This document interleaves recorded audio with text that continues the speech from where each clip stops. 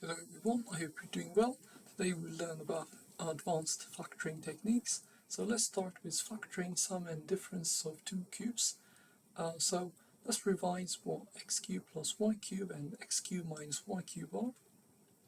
So x cubed plus y cubed is equal to x plus y times x squared minus xy plus y squared. And x cubed minus y cubed is equal to x minus y times x squared plus xy plus y squared. So let's use this to sum and difference of two cubes to factor polynomials.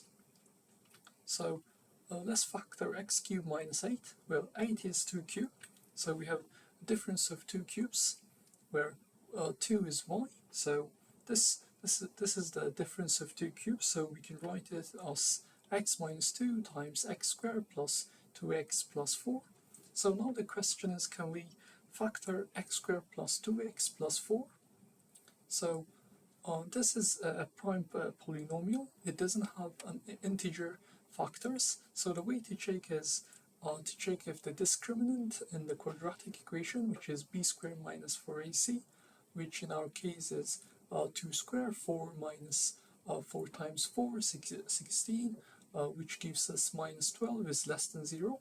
So this is a prime polynomial. Or another way is like try to find two factors of 1 times 4 which add up to 2, and there are no such integer factors that we can find. So let's see another example. 64x cubed plus 216. Well, 64 is 4 cubed and 216 is 6 cubed. So this is a sum of two cubes where 6 is y and 4x is the first term. So this is 4x plus 6 times 4x squared minus 4x times 6 plus 6 squared. So we can simplify this further, and this is 4x plus 6 times 16x squared minus 24x plus 36. So the GCF of the first two terms is 2, so let's factor that out. And the GCF of the second term is 4, so let's factor that out too. So we have the 8 times 2x plus 3 times 4x squared minus 6x plus 9. So now the question is, can we factor this further? So you can use the discriminant, or you can try to find two factors. So 4 times 9, 36, which add up to minus 6. So now we can't find such integer factors, so this is a prime polynomial. So let's see a third example. 125 x cubed minus y cubed. So 125 is 5 cubed, so this is a difference of two cubes, which is 5x the whole cube minus y cubed. So this is equal to 5x minus y times 5x whole square plus 5xy plus y square. And this simplifies to 5x minus y times 25x squared plus 5xy plus y squared. So this is also a prime polynomial. You try to find factors, integer factors, which are also functions of y, which multiply to 25y squared and add to 5y. So we won't be able to find such integer functions of y. So this is a prime polynomial too. So now let's see how we can factor a fourth order trinomial. So in the previous two factoring videos, we saw how we can factor fourth order polynomials using difference of squares and using substitution of variables. So let's see an advanced technique to factor a fourth order trinomial. So consider the following fourth order trinomial: y to the power 4 plus 2y squared plus 9. So just like the technique we used in a previous video, which I have linked in the description below, we can apply substitution of variables. So let y squared be equal to z, then y to the power 4 plus 2y squared plus 9 simplifies to z squared plus 2z plus 9.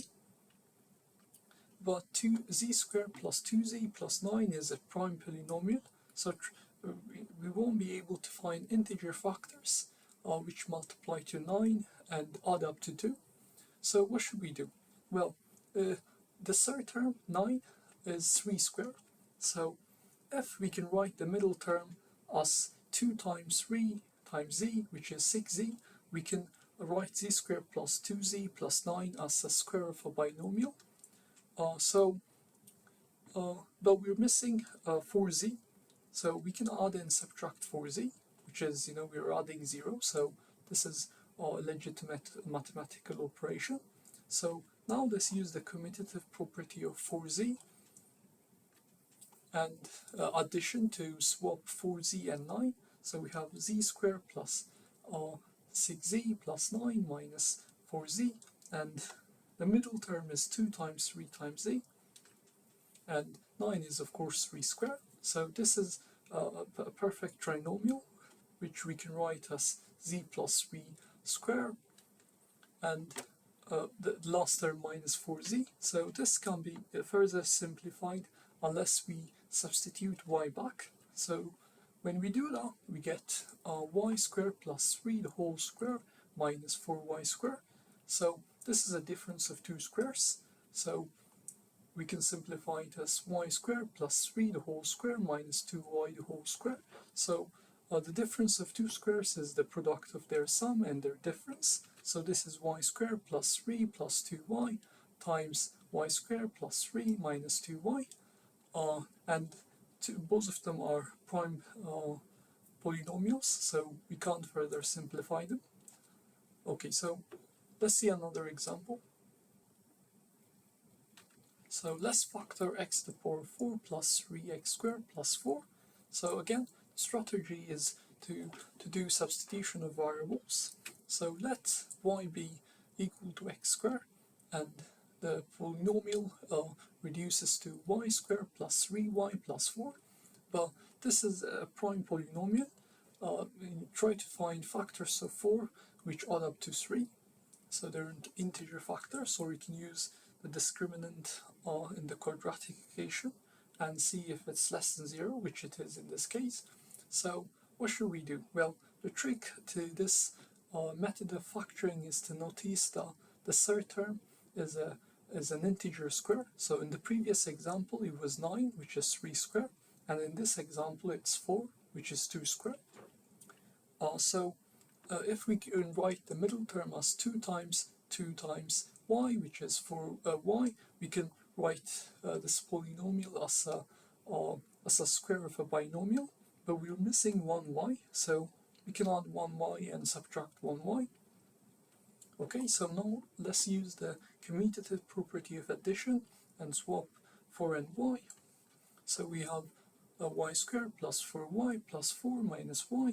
So this is a perfect trinomial, which is y plus 2 squared, and we have y plus 2 squared minus y. So we can't simplify further unless we substitute x back, and when we do that we have x squared plus 2 the whole square minus x squared, and this is a difference of two squares, and the difference of two squares is the product of their sum and their difference. So this is x squared plus 2 plus x times x squared plus 2 minus x, and both these two polynomials are prime polynomials, so we can't simplify further. I hope you enjoyed it. Thank you.